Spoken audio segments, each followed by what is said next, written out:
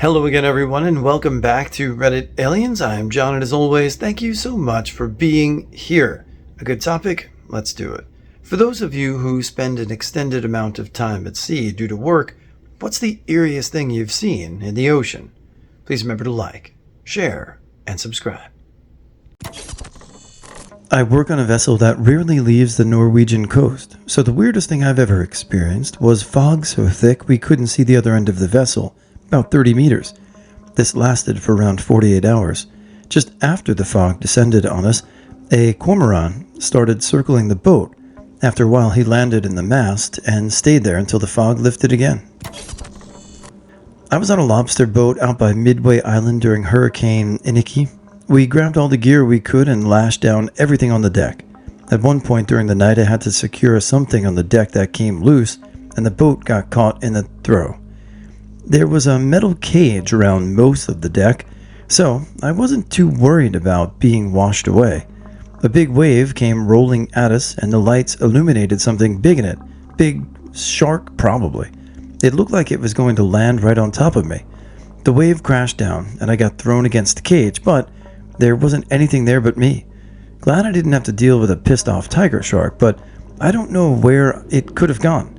I also was driving a boat in Alaska during a stormy night, and a walrus popped up right in front of me, and for a split second, he looked like he was relaxing in an easy chair. I swear he looked irritated, and dove away to the side as I kept chugging along. I've been going to sea for 25 years. Cargo ships at first, then line haul towing, then harbor tugs. I see these threads all the time, and I've never seen most of the wild things people report. The eeriest thing I've seen has been a crew member developing mental illness. Seen it twice. First time, the ship actually had a straitjacket on board. We thought that was funny until we had occasion to need it. Second time, guy kinda disappeared. Found him in a container on deck, sleeping with a knife taped into his gloved hand. Luckily, we could just lock the container and let shoreside handle that one. Middle of the Atlantic, about 1,400 miles off the west coast of Africa. We launch for a routine mission in our helicopter and climb up as high as we can to take advantage of the cooler air because it's hot as hell on the surface. We notice multiple flies in the cockpit about an hour in, which is puzzling. How did a fly get all the way out here and up this high? Strange. We notice something weird floating on the surface, and I swear it looked like a person, spread eagle and floating on something. I start getting amped up. A rescue at sea is some exciting stuff. We fly down and take a look, and it just gets weirder and more distorted as we approach. What was a person turned into this grotesque mess of gore. Brownish, pink, rotting meat, bones poking up here and there, and it's surrounded by a pool of some shiny fluid sparkling in the sun. The smell reached us up at 1,000 feet. It was one of the worst things I've ever smelled. Pure, concentrated rot. Still not sure what it was, but our best guess was a whale carcass slowly rotting away. Not sure how long it had been floating there, or why nothing else had eaten it up, but we decided that's where the flies came from. I was once working on a fishing vessel when a damn greenhorn just about got squashed by a falling trap. Luckily, he was pushed out of the way just in time. Here comes the freaky part. We immediately got a call from an exploding oil rig and had to change course toward it to help with the rescue operation. The captain swears to this day he thought the guy was directly behind him, and asked him to get his binoculars. The thing is, the guy wasn't there or anywhere on the ship.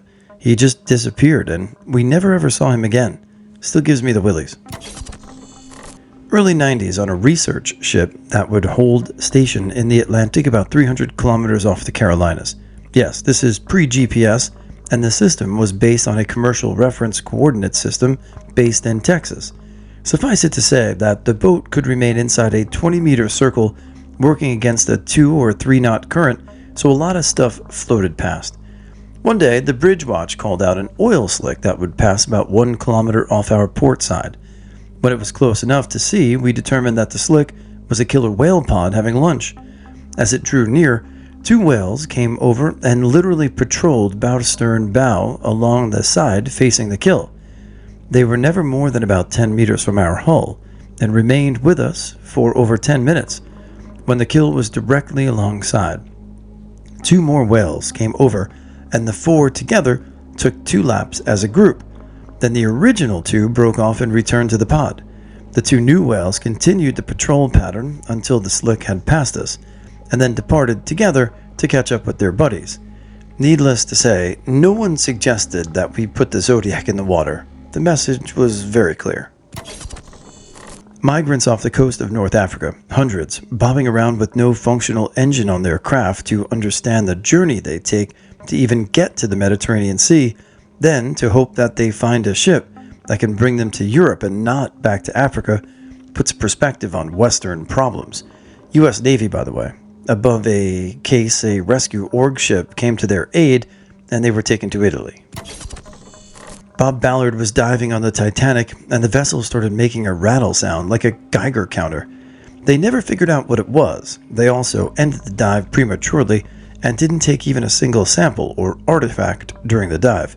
Due to wreckage, maritime law, that means he had no salvage rights to the ship, and a Russian team quickly came afterwards and claimed wrecked rights. That's now why the Titanic artifacts are part of the RMS Titanic Traveling Exhibit, a for-profit company. I don't work at sea, but have spent quite a bit of time at sea as volunteer crew on tall ships in Australia. Back in early 2023, I was on a wooden tall ship sailing from Sydney to Hobart for the Australian Wooden Boat Festival. Probably about a week and a half into the voyage, we were sailing down the east coast of Tasmania. I woke up to go up on deck for one of the night watches, I think midnight to 4 or some such. In any case, when I got up on deck, one of the crew I was relieving excitedly told me to come up to the forecastle deck and have a look down at the bow and look into the bow wave.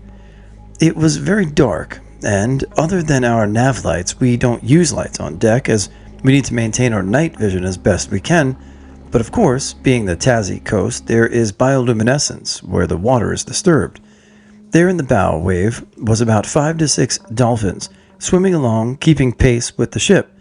But because of the bioluminescence, were all glowing blue-green with glowing tails as they moved through the water, up and down and around each other. It was the most beautiful and eerie thing I've ever seen during my time at sea. I mean, that does sound really awesome. And you get some of the creepier stories and more ominous stories. It's nice to have a palate cleanser like this, and seeing dolphins in some bioluminescent algae would be pretty awesome. My brother is a merchant marineman, or he was. He did search and rescue for the past, so he has more time with his son. But he tells me of the strangest places he has found rafts with refugees. Company policy is almost don't see them unless you have to, because then it's our responsibility, and this boat is expensive to have sitting about. On a trip from Asia to the Panama Canal, the glassy sea shortly after the TRS rolled through, there were bits of wood in the water that looked like they used to be a fishing boat, and the edge of half a submerged container poking up. TRS, Tropical Revolving Storm. Sailing along one night, I noticed we were heading toward a glow that got bigger and bigger. It was eerie because it looked exactly like the lights of a city, but it wasn't possible because we were in open ocean.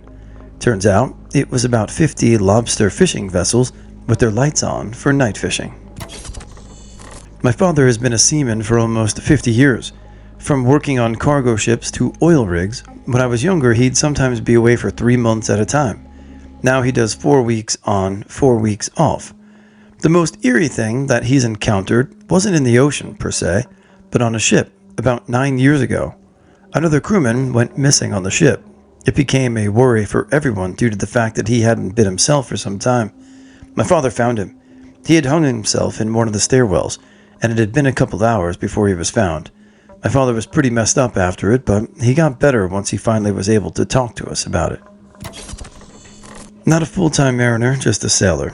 It was our first overnight passage. We sailed out of a dense marine layer into a clear night with a glassy sea, under only a tiny sliver of moon.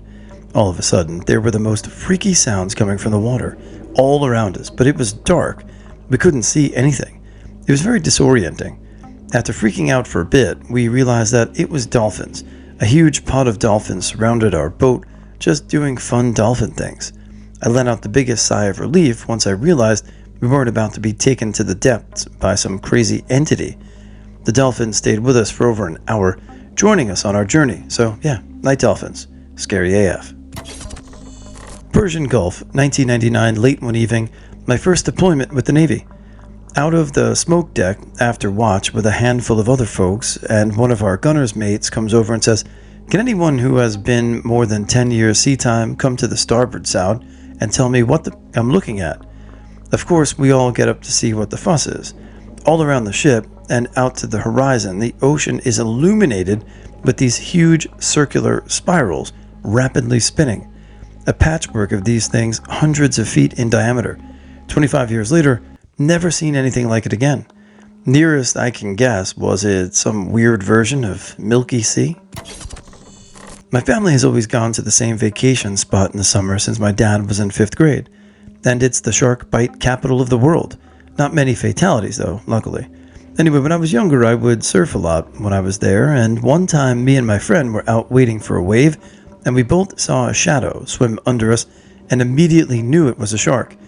It's pretty typical to see sharks there, but mostly just blacktip, so we just caught the next wave and rode it in and went back to our out after. Then another surfer informed us that it was a bull shark, which definitely makes it a little more scary than if it was just a blacktip, lol.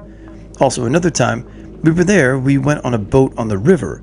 We stopped somewhere near little islands and decided to walk or swim from one island to another. This river area has a lot of marine life that is not afraid to come up to people. So I was a little timid to swim across, but everyone else was doing it, so I was like, whatever. Well, everything went fine, and we got back to the boat, but an hour later, someone had caught a 400-pound bull shark right by where we had walked and swam. I will never swim in that river again. My mother and great-grandfather were in the shallow, just enjoying the ocean, when all of a sudden, both of them just fell abruptly, no waves. Then I just noticed a whole lot of random people fall too who were near them. They all had trouble getting up, and my mother described it as constantly trying to get up, only to be forced down like a magnet. Her main concern was my great-grandfather, of course, as he's extremely old and frail, so she eventually got up and helped him up as well as all the other random people. No one was drowning, and no one was panicked, but then my dad quickly claimed that we just encountered a rip current, and that thank God it wasn't serious to where they got pulled all the way to the deep of the ocean. Rip currents are freaking terrifying once you really look into it, and thank God that day was nothing severe. This and sea creatures are the main reason why I don't like going to the beach, as in being fearful. When you're stuck in a rip current, do not, and I mean do not, swim against the current, as in swimming straight forward toward the beach. You're going to get nowhere and tire yourself. Be calm and don't panic, as if you panic, then you forget that you know how to swim. And don't think about sea creatures neither. And don't even care if water keeps going on your face, or if you swallow water, or if you occasionally can't breathe. Just swim, swim, swim, swim to the side or diagonal. And I do it for a good while, not like quickly. Eventually you'll be out of the current and back on shore. My family were at the seaside in a place we had visited our whole lives and never thought of as dangerous. My dad is quite elderly and usually goes for very short swims, but on this day he stayed out longer and got tired. He tried to get out onto a rock to rest, but the sea kept pulling him off. The waves weren't very big, but they were quite vigorous. He decided to try to swim to shore, but was clearly exhausted. At that moment, I realized he was in trouble, so I ran into the sea to help. I can swim quite well, but I forgot everything I'd ever been taught about life-saving. I tried to lift him up, and of course immediately sank myself. When I came to the surface again, I shouted for help, and luckily 2 strong young men came to the rescue. Afterwards, my dad said, "When I saw you swimming to me, I knew I would be okay, but all I could think about was that I had done the wrong thing, and if those guys hadn't been there, it could have ended very badly." Not mine, but my mom's. We vacation at a beachy place every year since I was little. I think I was 6 at the time, when we were vacationing at Cape May in New Jersey. I was playing in the shallows of the water when some kids asked if I wanted to see his jellyfish. I said yes, and followed him to where his family was, and he had to dig a hole, filled it with water, and had a couple jellyfish. I thought it was really cool, and stayed for a few minutes when I felt someone grab me from behind and run away with me. It was my dad. I didn't tell anyone I was going anywhere, and my mom had suddenly noticed I was gone. My older sister was playing in the waves and didn't see me go off with the boy, so everyone thought I had drowned. That's probably one of the scariest moments my mom has had. I was just confused and annoyed. I live in Southern California and go surfing quite a bit. One early morning, I was sitting on my board with a few other people. It was surprisingly empty for being such a nice morning. I remember off in the distance seeing this massive cloud that looked very low. I realized it was coming in very quickly. Within a few minutes, this dense fog is clearly rushing us. It looked like a huge wave. When it came through, it was like being swallowed by this giant gray mass. The sun disappeared.